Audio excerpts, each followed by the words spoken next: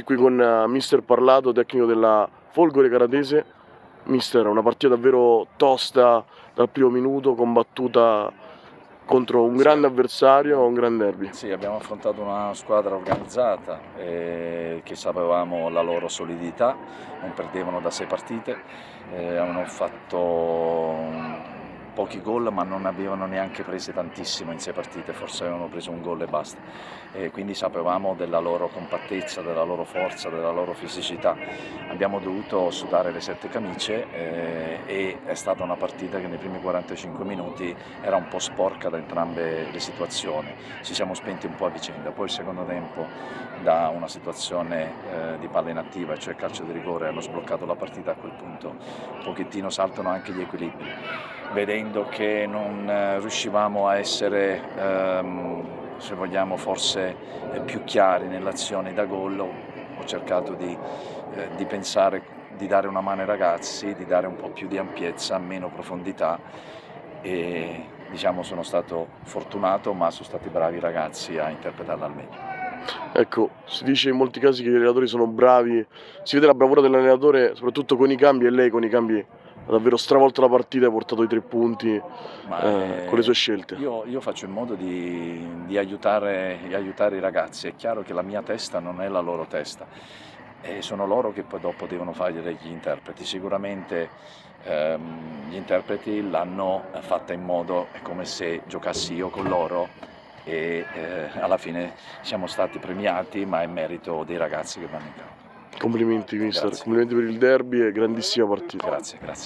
Mister commisso tecnico della Casatese, mister 70 minuti di gran calcio dove eravate anche in avanti appunto per 70 minuti, poi cos'è successo in quei 10 minuti? Cos'è successo? Che dopo il gol dell'1-1 mentalmente siamo spariti dal campo, abbiamo subito troppo, ma bisogna mettere in preventivo che nel calcio ci sono momenti positivi e negativi. Non si è reagito, purtroppo tutta la stagione è stata condizionata a volte da episodi che ci hanno fatto buttare via tanti punti. Poi sicuramente la qualità dei giocatori offensivi della Folgore non dobbiamo scoprirli noi oggi, anche dopo i cambi, quando tu dalla panchina puoi mettere Scapuzzi e Chiaramateng, sicuramente metti degli assi importanti. Spiace perché i ragazzi hanno fatto secondo me un'ottima gara, e poi in 7-8 minuti, adesso non ho ben presente, abbiamo subito 3 colpi, uno più grosso dell'altro, che hanno indirizzato la gara dalla parte della Folgore.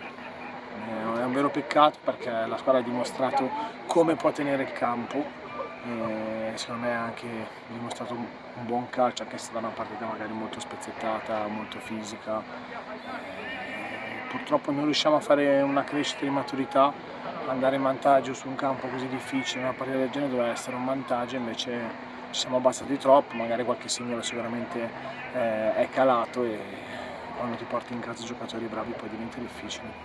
Ecco, è chiaro che fa male perdere un derby comunque importante contro un avversario che era anche un avversario diretto come la Folgore, ma voi avete dimostrato, nonostante il risultato, che potete giocare a questi livelli e piegare almeno sul piano del gioco un avversario così forte, anche come la Folgore in casa. Però, come dice lei, purtroppo manca sempre qualcosa alla squadra che vede in questo caso allontanarsi sempre di più i playoff.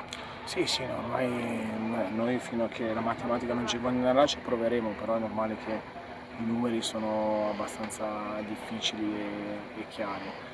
Come ti dicevo prima, è un po' tutta la stagione che ci vede secondo me sempre protagonisti, sempre dentro le partite, e poi con 5, 10, 15 minuti, un episodio, roviniamo tutto.